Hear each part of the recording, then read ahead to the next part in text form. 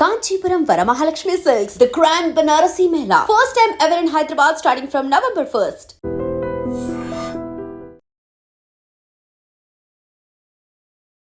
Hi welcome to iDream.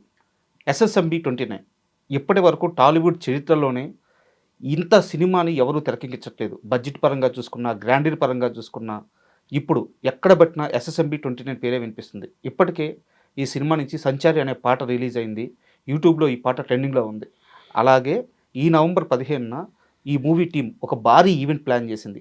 మరి ఈ event దేనికి అండ్ ఇక్కడ ఏం అనౌన్స్ చేయబోతున్నారు, ఇలాంటి అన్ని విషయాలను భరద్వాజ్ గారిని అడిగి తెలుసుకుందాం. హాయ్ సార్, నమస్తే. నమస్తే సార్, ఎస్ఎస్ఎంబి 29 అంటే ప్రమోషన్స్ స్టార్ట్ అయినాయని చెప్పుకోవచ్చు. ఇప్పటికే సాంగ్ రిలీజ్ చేశారు, త్వరలో ఒక ఈవెంట్ ఉంది. అసలు ఏంది ఈవెంట్ ప్లాన్, ఏం చేస్తున్నారు? అంటే టైటిల్ అనౌన్స్ చేస్తారు అనేది వినిపిస్తున్న మాట. సార్, టైటిల్ అనౌన్స్ చేస్తారా, ఇంకేమైనా చెప్తారా, సినిమా గురించినటువంటి ఒక అప్డేట్ ఒక బిగ్ స్కేల్లో ప్రపంచంలోకి పంపాలి అనేది ప్రోగ్రామ్. సార్, అయితే ఇది గ్లోబల్ సినిమాగా చెప్తూ వస్తున్నారు. అంటే ప్రపంచ భాషలన్నిట్లోనూ ఈ సినిమా రిలీజ్ అవుతుంది అని. అంటే ఫ్రెంచ్లో ఈ సినిమా ఫ్రెంచ్లో రిలీజ్ అవుతుంది, అది పద్ధతి. స్పెయిన్లో, స్పానిష్లో డబ్బై వెళ్తుంది. అలా ప్రతి చోట ఆ ప్రాంతీయ భాషల్లోకి ఈ సినిమాని పంపు చేయుట అనేటువంటి ఒక కార్యక్రమం దీని ద్వారా జరుపుతున్నట్టు 160 భాషలు అనేది మొదట్లో వినిపించినటువంటి మాట. భారతదేశంలో ఉన్నటువంటి అన్ని భాషల్లోకి ఈ సినిమా పెడుతుంది అని చెప్తున్నారు.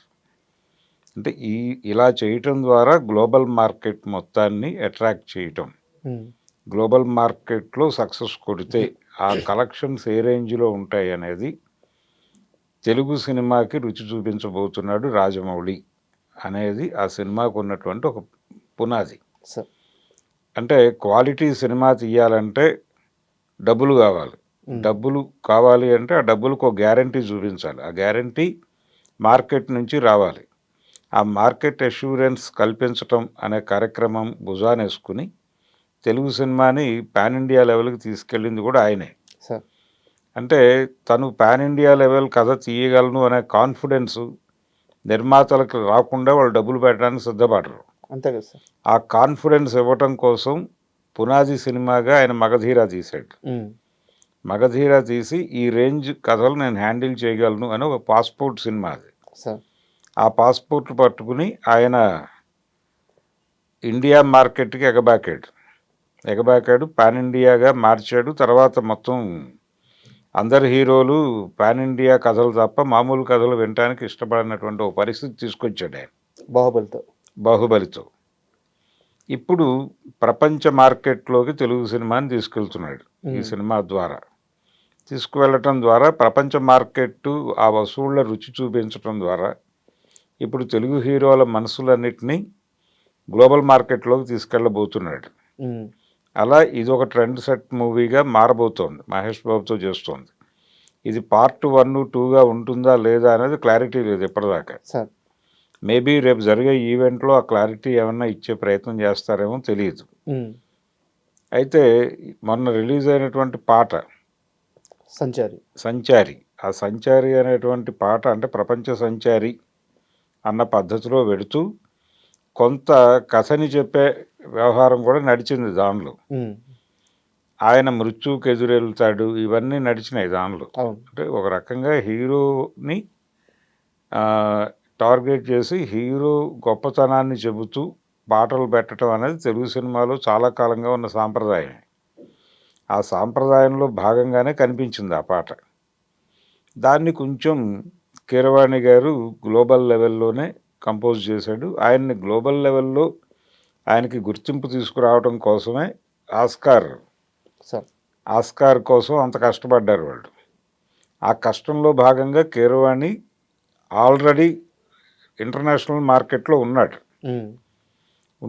అలాగే వాళ్ళు రకరకాల పత్రికల నుంచి కూడా అవార్డులు స్వీకరించారు అమెరికాలో. అవన్నీ స్వీకరించడం ద్వారా రాజమౌళి ఆయన టీము గ్లోబల్ ఏరియాలో కొంత పాపులారిటీని సంపాదించుకున్నారు. ఇప్పుడు ఆ పునాది మీద ఈ సినిమాని ముందుకు నడిపించాలి. ఆ నడిపించటం కోసం వాళ్ళు చేసినటువంటి పాట జనాలకు కనెక్ట్ అయింది బాగానే. శృతి హాసన్ పాడినటువంటి పాట అది.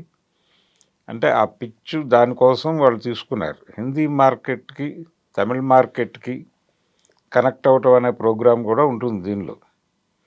శృతి హాసన్ని తీసుకోవటం వెనకాల ఉద్దేశాలు అవి అయి ఉండొచ్చు. అంటే ఇప్పుడు లోకల్ మార్కెట్ సెంటిమెంట్లు, గ్లోబల్ మార్కెట్ సెంటిమెంట్లు, పాన్ ఇండియా మార్కెట్ సెంటిమెంట్లు అని 3 విధాలుగా చీలిపోయినటువంటి సెంటిమెంట్లలో కూడా 3 డివిజన్లు వచ్చేసినాయి. దీనికి అద్భుతమైన ఉదాహరణ ఏంటంటే పెద్ద సినిమాకి రెహమాన్ని తీసుకోవటం. చాలామంది చరణ్ అభిమానులు కంగారు పడ్డారు. ఆయనకు తెలుగులో స్ట్రైట్ సక్సెస్ లేవు రెహమాన్కి, ఆయన తీసుకొచ్చారు ఏమిటి. అయితే ఆ cinema pan India cinema, global cinema. ఆయనకున్న మార్కెట్లోకి ఆ సినిమాని రీచ్ చేస్తారు. హిందీ మార్కెట్లో రెహమాన్కి చాలా పెద్ద హిట్స్ ఉన్నాయి. హిందీ మార్కెట్ని కొట్టడం ప్రోగ్రాం కాబట్టి రెహమాన్ అనివార్యంగా ఉంటాడు ఆ సినిమాకి అనే పద్ధతిలో ఆలోచిస్తే అది ఇబ్బంది కాదు. అక్కడ సక్సెస్ఫుల్ కాంబోనే. ఆయన సక్సెస్ఫుల్ మ్యూజిక్ డైరెక్టర్ ఎక్కడ హిందీ మార్కెట్లో. సో హిందీ మార్కెట్లో సినిమా ఎక్కేస్తే ఆటోమేటిక్గా తెలుగు మార్కెట్లో ఎక్కేస్తుంది అనేటువంటి లాజిక్కి ఎదురు మాట్లాడే అవకాశం ఎవరికి లేదు. అంతే కదా. సో అది ఆ పరిస్థితి. అలా ఇది ప్రపంచ మార్కెట్ సినిమా. సో ఇక్కడ కీరవాణి ఈయన ఆస్కార్, ఈయనకు ఒక స్ట్రైచర్ని ఆల్రెడీ బిల్డ్ చేశారు. అంటే ఈ సినిమాకి ఇంత బలమైన పునాదిని నిర్మించాడు ఆయన రాజమౌళి ముందు నుంచే ప్లాన్. అంతే. ఆయన సినిమా ఆలోచన, మార్కెట్ రెండు ఒకేసారి మొదలవుతాయి. ఓకే. అలా మొదలైనటువంటి సినిమా ఇది మహేష్ బాబుతో చేయబోతున్న సినిమా. ఈ సినిమాకి సంబంధించి టైటిల్ ఒకటి వారణాసి అనే టైటిల్ వినిపించింది కానీ అది కాదు అని ఇంకొక సినిమా ఏదో టైటిల్ అనౌన్స్ చేశారు వారణాసి పేరుతో. సో ఆ సినిమాకి వారణాసి ఉంటుంది, ఈ సినిమాకి ఇంకేదో పేరు ఉంటుంది అన్నారు. ఆంగ్లంలో ఉండొచ్చు ఈ సినిమా టైటిల్ అని కూడా చెప్తున్నారు. ఉండాలని రూల్ ఏం లేదు. అంటే లోకల్ కథని గ్లోబల్ లెవెల్లో చెప్పగలగటమే మేకర్ యొక్క గొప్పతనం. కాబట్టి రాజమౌళి కూడా అదే చేస్తాడు. లోకల్ కథని గ్లోబల్ లెవెల్లో చెప్తాడు. సంచారి అన్నప్పుడు ఆయన 100 దేశాల్లో తిరుగుతాడు. ఈ 100 దేశాల్లోనూ ఈ కథ ట్రావెల్ అవుతుంది.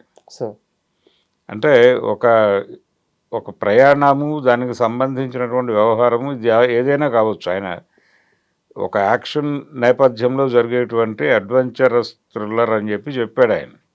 అయితే ఫారెస్ట్ బ్యాక్డ్రాప్లో జరుగుతుంది ఈ కథ అనేది విజయేంద్ర ప్రసాద్ గారు చాలా కాలం క్రితం చెప్పిన మాట.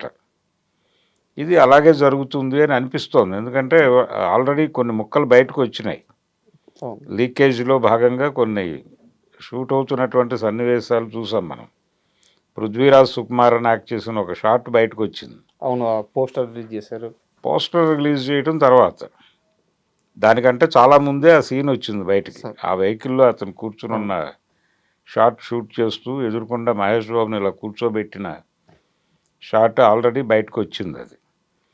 కాబట్టి ఇలా ఈ సినిమాకి సంబంధించిన ప్రమోషనల్ ఈవెంట్ చేస్తున్నారు ఇప్పుడు 15వ తారీఖు. అండ్ మీకు తెలిసి ఆ ఈవెంట్లో అసలు ఏముండబోవచ్చు? ఇప్పుడు మీరు చెప్పినట్టు టైటిల్ అనౌన్స్ చేయొచ్చు, లేకుంటే మహేష్ బాబు గారి ఫస్ట్ లుక్ అఫిషియల్గా లాంచ్ చేయొచ్చు.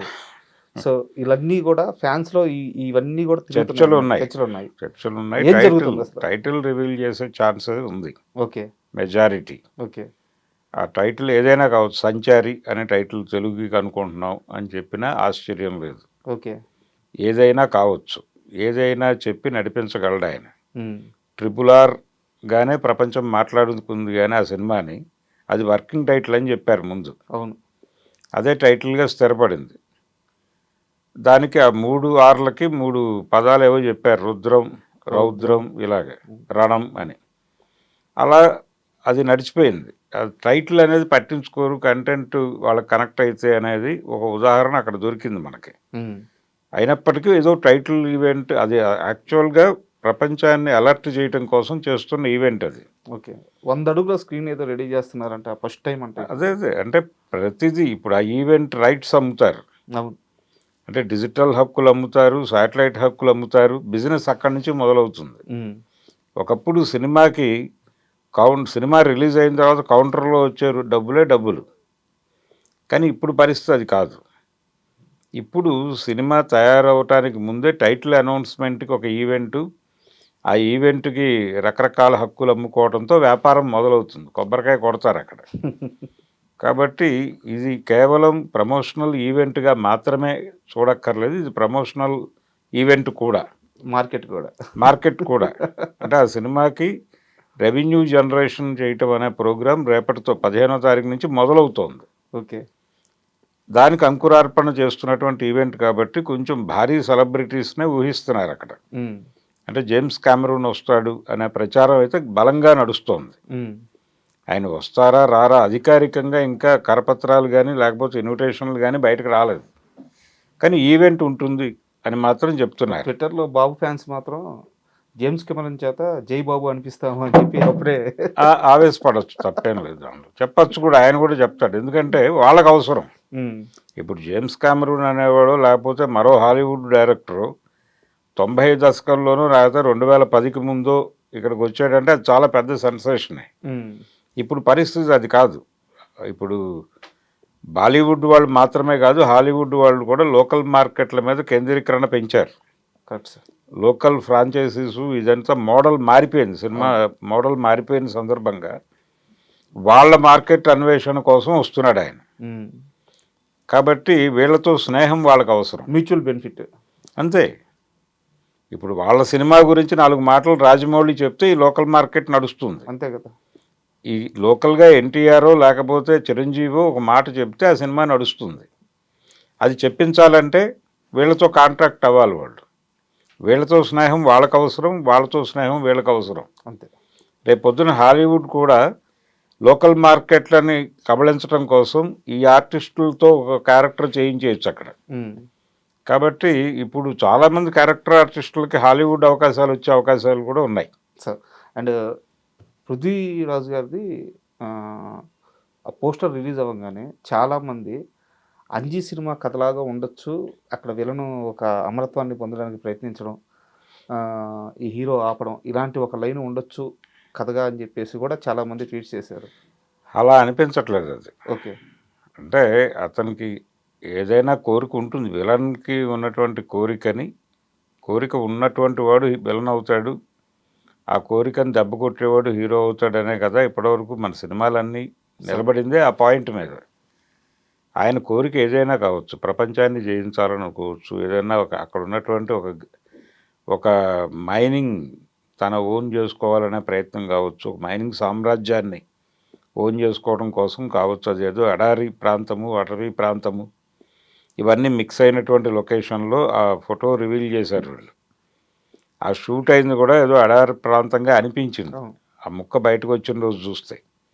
ఇది ఏదైనా కావచ్చు, ఇది పర్టికులర్గా అంజీ సినిమాని పోలి ఉంటుంది. ఇవన్నీ ఊరికనే మాట్లాడుకునే మాటలు తప్ప అదేం ఉండదు సినిమాలో.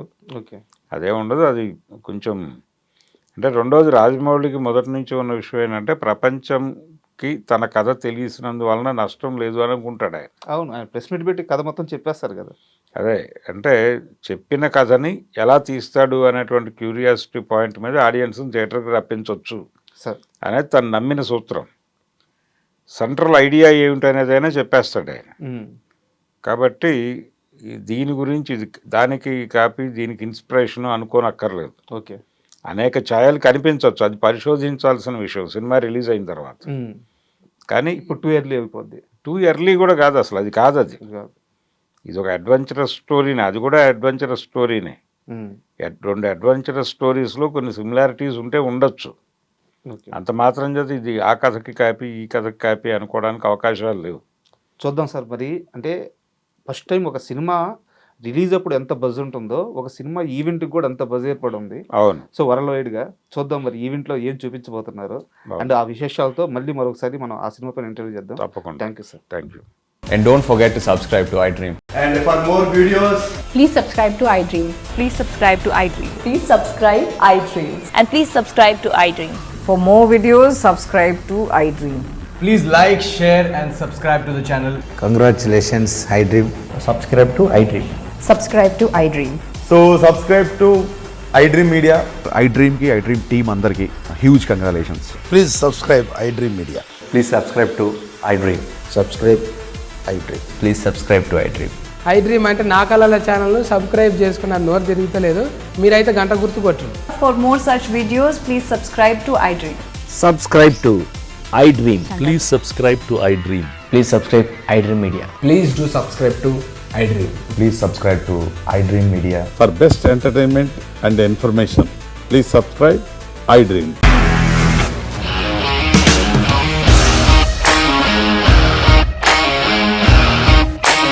ఇండస్ట్రీలో కమిట్మెంట్ ఇష్యూస్ వస్తే నీకు కూడా వచ్చినట్టు మార్నింగ్ తీసుకెళ్ళారంటే కొట్టి పడేస్తారు.